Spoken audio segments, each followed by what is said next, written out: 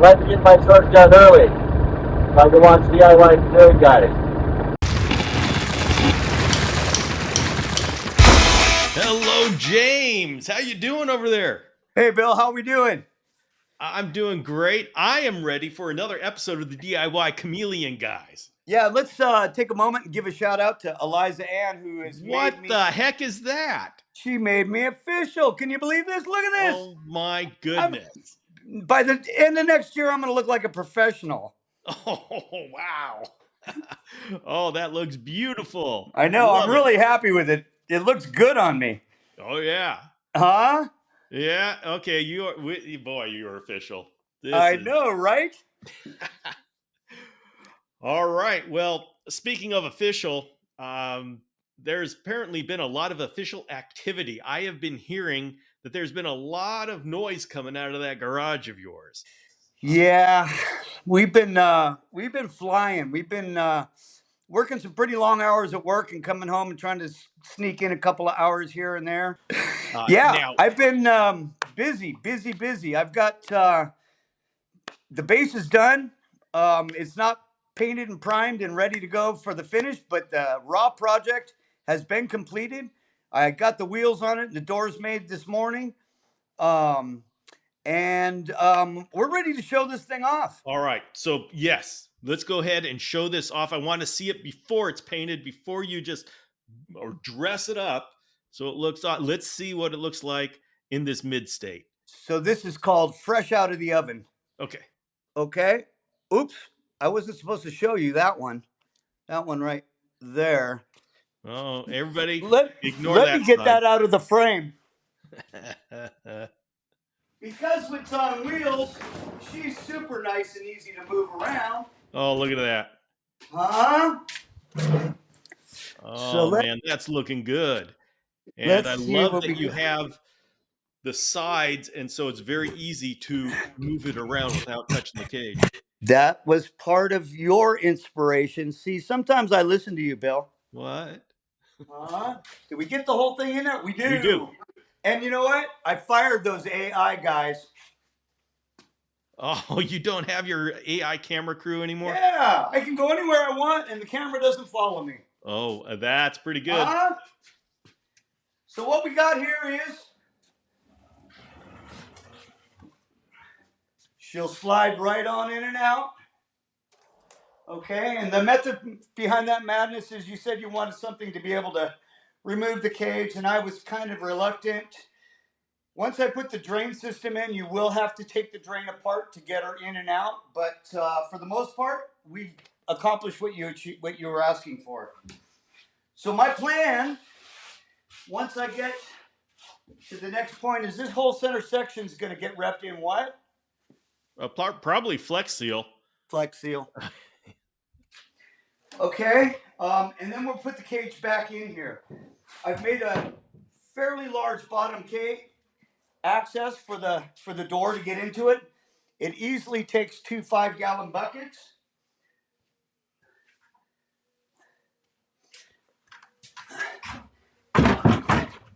And still leaves you room to put your electronics inside of her. Okay, so that means we have to be strategic as to where we drill that or hole saw the drain. I've got the stuff I was talking about. Oh, that's right. You have a diverter. I went to the store and made sure I had the right thing for this episode. That's why we got James. Always prepared.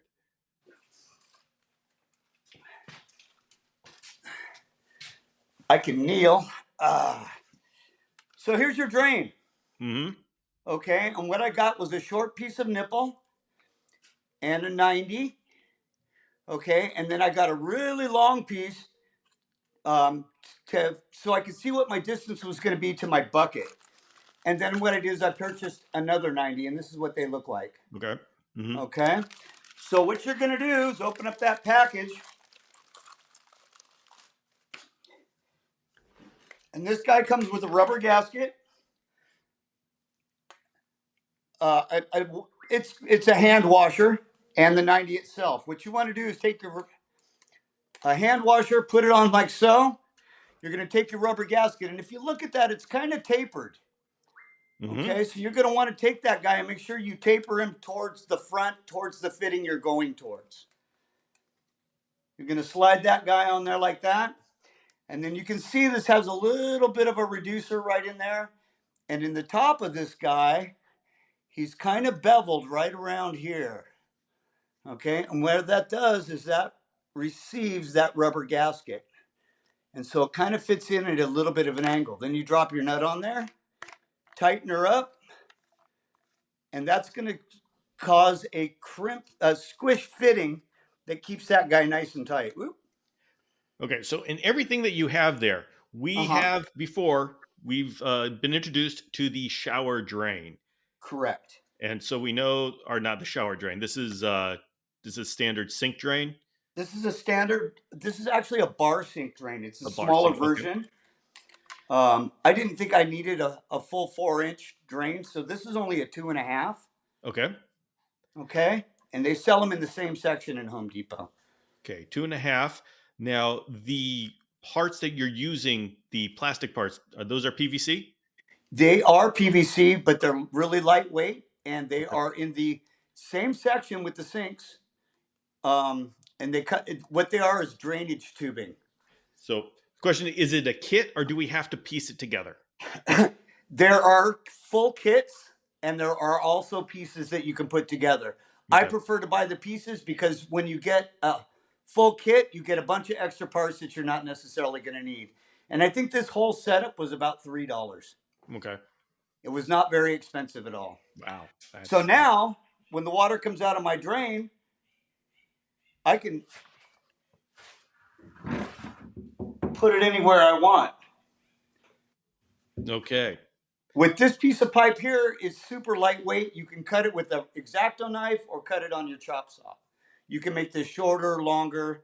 You can make this shorter, longer. I kind of prefer it to be up really high and out of the way.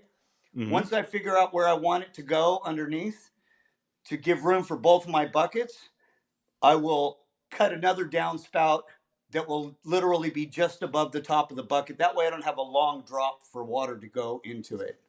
Okay. Okay. So that's the setup right there. Now I can put the bucket anywhere I want and direct it. Wait, there's more.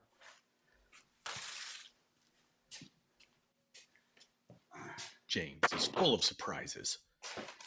Now, let's say you're not handy with a saw and you just want to get it done and go on with your day. Yeah, I was asking for a friend, James. We got this guy. Ever seen one of these, Bill? Let's see, what is that? Oh, yeah. Okay. Oh, yeah, that makes it really easy. This makes it so easy you can't say no. And basically what it is it's the same drain tube, but it comes with a flexible end. Now you can twist it and turn it any way you want it to go. I like that. Same principle, a little bit easier, no cutting pipe.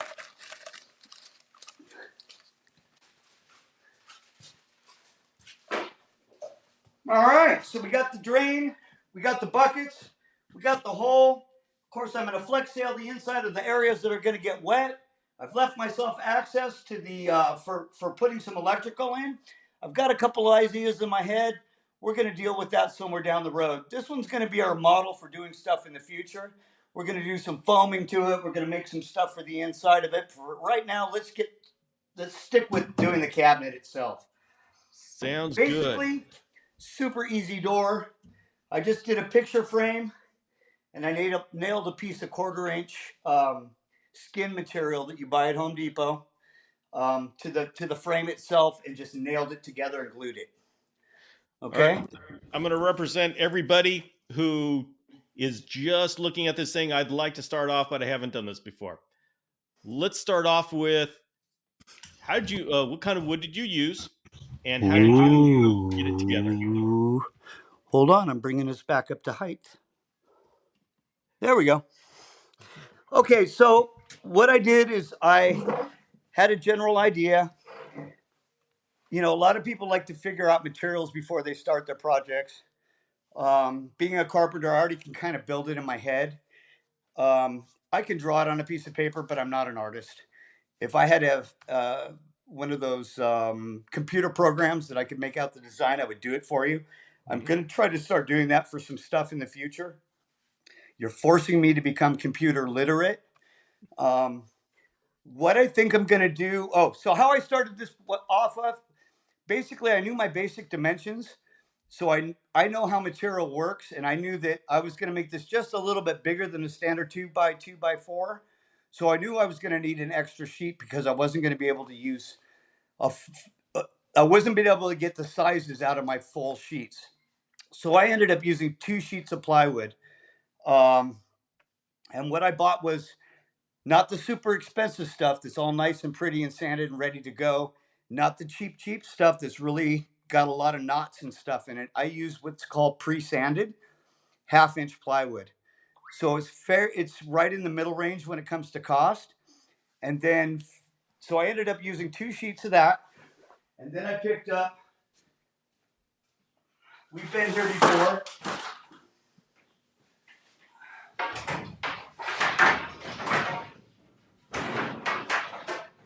And this is one of my favorite materials to use.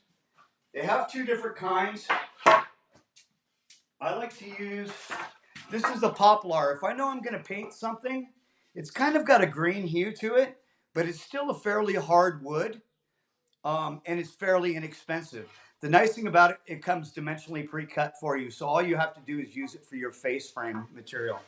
And then at the other end of the store, you're going to have raw pine, and then you're going to have what's called select pine. And what I really love about the select pine is it's already pre-dried. It's all nice and square. So you're not getting these boards that are already kind of wanky. Mm-hmm. So what I used for my face frame and my doors was the poplar, since I knew I was going to paint. I saved some money on that end of it.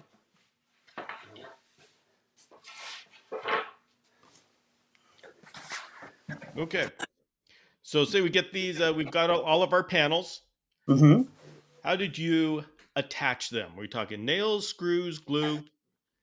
Well, let's go over some glue. What do you think? I think we ought to do that. Okay. So in the glue world, there are many different kinds of adhesives and glues.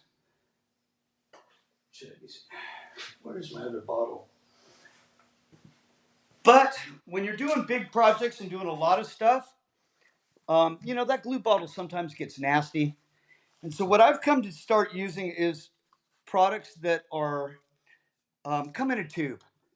I really like these tubes because I can shut the end off, wrap a piece of tape around it, and this thing's ready to go the next time I want to build something in the garage. Depending on what project I'm doing, I'll use different types of glues. Like this here is the heavy duty Gorilla Glue. This is great for bonding larger items together. 2x4s or deck boards or sheeting on the side of a house. This stuff really works awesome for that kind of stuff. If you're going to do light projects in your house and something like what we're doing here, then I'll switch back to, and you might have even heard this. This has been around for a long, long time, and it's called liquid nails. Mm-hmm. And this product is probably the best one for homeowner use. And what's nice about it is, again, it comes in a tube. You're not spilling it. You don't have to worry about making a mess in the garage. I don't know about you, Bill, but every time I'm building a project, I leave the lid off the bottle. I'm doing something. I shove a piece of wood across the room. And what do? I knock the dang glue over. So I end up with an empty can every time. That's why I like this stuff. Okay, and then the last product I have is premium construction adhesive. It's called PL. I call it PL. It's PL3 Premium. This is a subfloor adhesive. This will bond almost any kind of wood product together. It's kind of right in the middle between the Gorilla Glue and the liquid nails. It's a much stronger glue. It has a little bit of flexibility. It won't break, and it will. Taking this stuff off requires a jackhammer.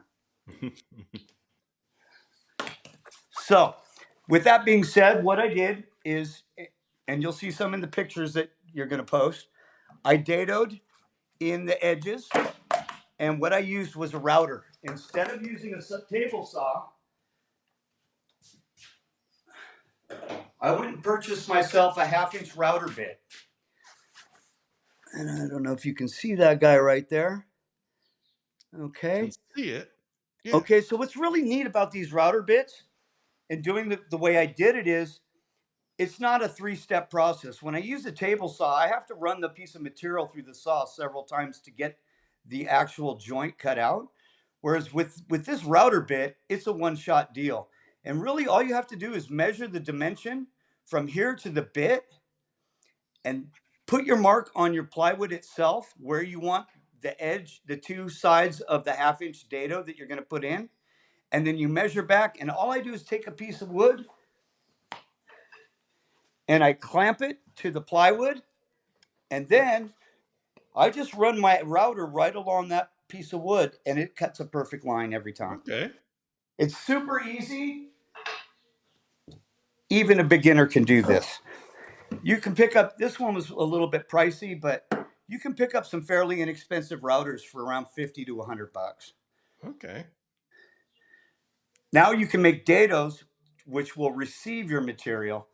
And then that way it gives it a nice shelf to sit on. So what I'll do is I'll put a bead of that glue down, and then I will add a couple of nails to the back side of it, put it together. It's almost like putting together a puzzle. Once you got it together, I usually let it sit for about 24 hours before I mess with it again. All right. Well, let's talk about what exactly you're doing as far as a dado. And essentially, that's where you create a groove in one piece and you have a tab in another piece and they go together, correct? Correct. So when you're doing a dado, you're going to do in this particular situation, I've got 1/4-inch plywood. So the deepest I really want, I mean, 1/2-inch plywood. I'm sorry. The deepest I want to go is a 1/4-inch. So when I'm cutting my material, I know that I'm going to be a 1/4-inch bigger on both sides. So therefore, when I cut my material, I'm going to cut it a 1/2 inch larger than I need it to be. That way, when it slides into the dado on both sides, that dimension will end up being the dimension that I need. Right. Okay. And is this dado a simple square cutout? So what it is just a stripe across each board. Stripe. You'll Okay. have each sheet. You'll have a stripe across each street. In case in this situation, there were 2 dados because I have 2 boards that it's going to be receiving. The nice thing was I was able to lay all 3 boards out flat on the table, and I took a 2x and ran it across all of them, and I literally went down all 3, so that way all 3 lines lined up. Nice. It took me about 15 to 20 minutes to dado that out. It was really quite easy and simple. And once you get the hang of it, the first couple times might be a little tricky because you got to understand the workings of the dimensions, but it really wasn't that hard. I think anybody who wants to learn this kind of stuff could figure it out fairly easy. I'd buy an extra sheet of plywood, Bill. Just because. Just for the fun of it, you know what you can do is you can literally take a small version of what you're planning on doing and just kind of do a couple of practice cuts before you get started and put it into the material that you really want to use. Go down to a job site and just pick yourself up a chunk of plywood. You know, if you see me, I'll give you a bunch of chunks. Okay. So now that we have our dados in our sides and back, and we have how do we? Okay, and so then we've got the 2 shelves. How are we going to connect all of these? I mean, you've showed us the glues and adhesive. Is there a difference between glue and adhesive in the construction world? It's just terminology, I think. Okay. I mean, there probably is, but in the trades, most of us guys will call it adhesive when we're on the job site, but at home we call it glue. Okay. So do you use only glue to hold it all together, or do you use some nails as well? I use nails. And what I like to use for certain things, I have 2 separate nail guns. I like staples. Hold on. Good view of the bat cave there.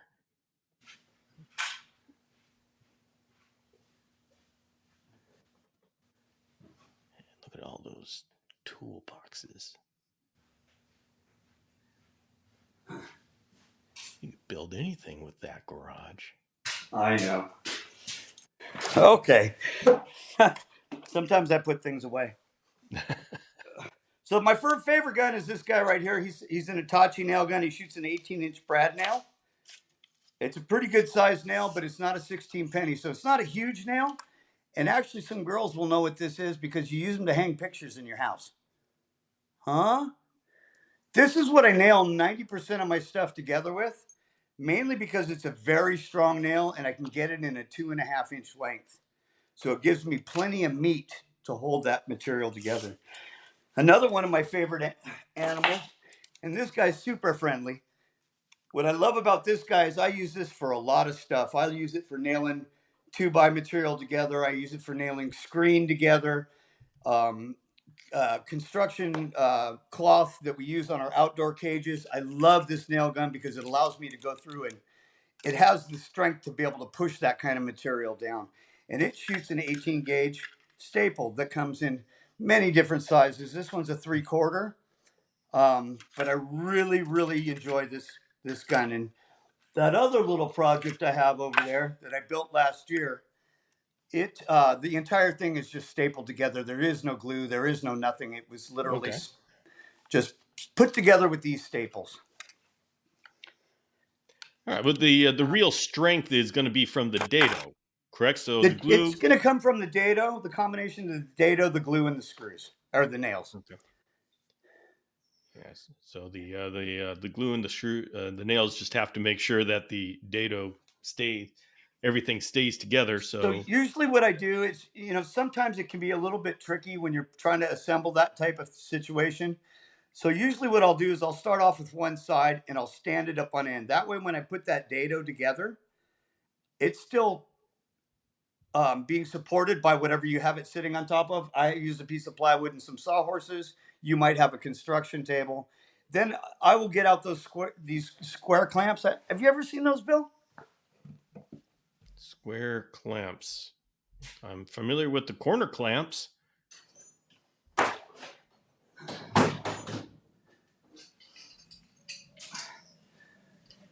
Yeah, civilians call them corner clamps.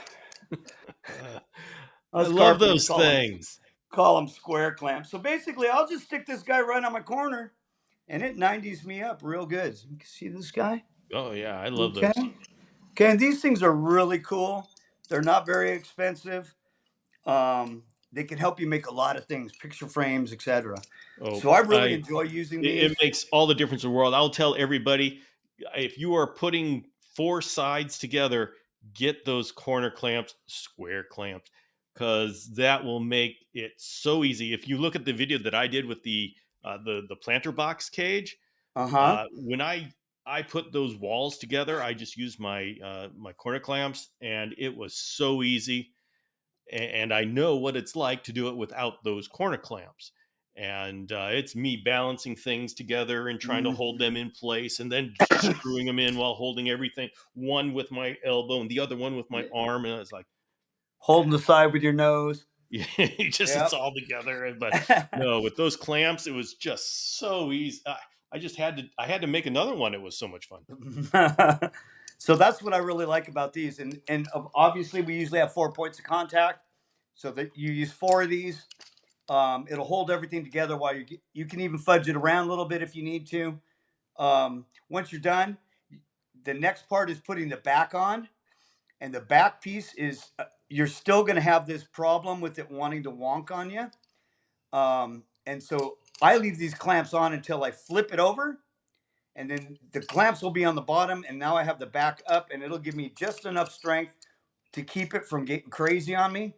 And that's when I put the back on it. And I usually put a little extra glue on the back and the bottoms. Areas where I'm not going to see it, like at the bottom of this cage right here, upside down before I put the wheels on it, I squirt a big fat bead of, just like you would do with caulking.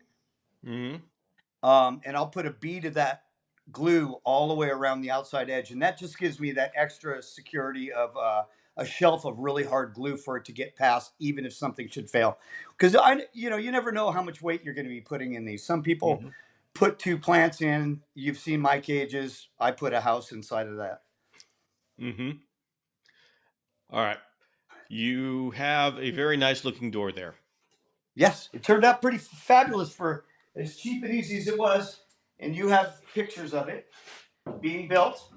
Okay, my favorite part about this, though, Bill, this is something people don't think about. Okay, now remember the thing we were talking about where we have all these wires and hoses and clamps and so on and so forth. Yep. They're all in the way and they're hanging off the side of my cage, and my cage looks like crap, right? Yep. Well, I kind of took that into consideration. So instead of making mine 24 deep, I decided, since I have plenty of room in the back for my fogger and my electrical on one side, that I would make it just a little bit fatter. Can you see that? Yeah. So now I've left myself a 4-inch space. Guess what's going to go in there? You're going to have tubes that allow you to put all of your hydration and electrical cords up, and you are going to have it sealed with Flex Seal, so even if water gets down on top, it won't go down through the sides of the tube. This is the learning channel, I'm telling you right now. Bill, you are coming along great. Yes. Tubing, it's going to go all the way from the bottom. We're going to make a nice little top for it. You're never going to see any wires. We'll be stuffing the wires down through this. It's going to come down into the cabin. One of them will be for wires. The other side is going to be for my humidity system. My Mist King and my fogging system will all go down in this side. I'm going to use a little bit bigger tubing. I just haven't cut it. It's outside and it was too long to bring in here, but I'll be using a 3-inch pipe. I have a 4-inch space here. It gives me plenty of room to do that. Okay. Not to mention the wheels, Bill. You gotta love the wheels. Oh yeah, everything has to have those. Okay. The hinges and doorknob, just simple go and grab stuff off of Home these Depot were shelf. flat use. Well, you can have them. They're just flat use hinges from Home Depot. The knob was $1.50. The hinges were $2. There's nothing special. There's no recessed dado to it. I don't know what I did with those other hinges. And does it matter what material we buy them out of? Not for an exterior cage like we're building. If it was going to be something that was on the door of the cage, then I would highly recommend turning to more of the plastic kind, which you just can't buy in the store. You're going to have to order something like that online. Home Depot doesn't carry anything like they do carry a gate hinge, but it's got a spring in it that won't work with our doors. It's just too strong. So yeah, I'm using metal hinges. I got the dark ones because I plan on going all black. Mm-hmm. My personal preference, I like black. I like the cage to kind of disappear and the interior of it to pop. A lot of people like the white look. That's fine too. It reflects light. I understand both concepts of it. I like things to disappear. You may want to see it. So you could paint this to match your room. You could paint it really crazy. We have a few of our members that like to paint leaves and animals, and so Star Wars. This is where the creativity really gets to go, because now you've got the hard stuff done. Now you get to be creative with what you're going to do with your finish. You could do a faux finish or a reflective finish, 2-tone colors. There's lots of varieties of things we can do. And what I like about doing these kind of cages is I'm trying to make it match my house, so it's part of a piece of furniture that I have in my home. That way it kind of blends in, but still pops out. Okay. All right, James, what are the next steps? At this point, I'm going to do a little bit more sanding. I'm going to go ahead and make the hood. And then we're going to Flex Seal all of the wet areas. I'm going to drill my hole. And then it's on to painting the exterior. The paint I'm going to be using is a paint and primer one from Behr, another Home Depot product. And, you know, I know you guys go, oh, Home Depot. But the reason I'm using Home Depot so much, I use a lot of other stores and stuff in my construction trade. But the reason I'm doing Home Depot is because I'm trying to bring it home to you guys so that a one-stop shop, and you don't have to go hunting all over the place to find all your products. Mm-hmm. So I'm really trying to keep it as simple as I can. I know some of this seems a little bit more intimidating, but I think the average do-it-yourselfer should be able to accomplish something like this fairly easy. I have one more step too, but I don't want to show it to you yet because I really want you to do it yourself. Okay. So that's the next step. We're going to get some paint on it Okay. and flex seal it. I've still got a hood to build. We'll get the electronic tubes in. And at that point, we're going to stop and show you again. And then I think the next phase will probably be either putting the plastic in for the walls or maybe some foaming. I don't know. Maybe we'll let our viewers tell us what they want to see next. Okay. All right.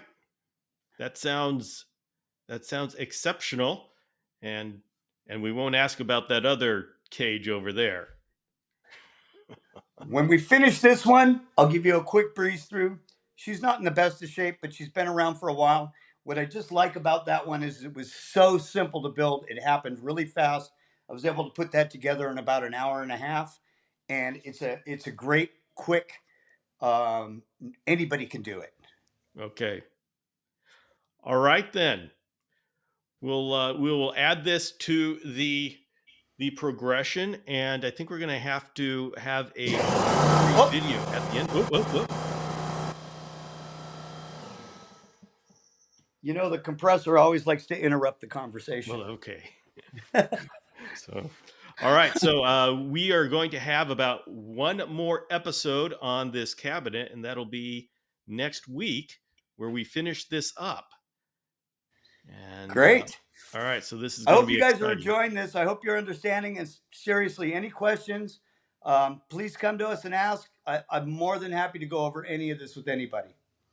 Yeah, and give us comments in the YouTube comments or to Instagram, and we will compile and actually answer questions. The ones that are asked the most, we'll bring it on here and we'll talk about them. All right, everybody, thank you very much for joining us. James, this is amazing, and I look forward to trying it myself. It's inspired by the same lady that gave me this, Eliza Ann. This is all about you, girlfriend. Thank you for being part of the community. Thank you for being a friend, and thank you for doing all that you do for our Chameleon people. We really appreciate you. We absolutely do. All right, everybody. We'll see you next time. Just build it.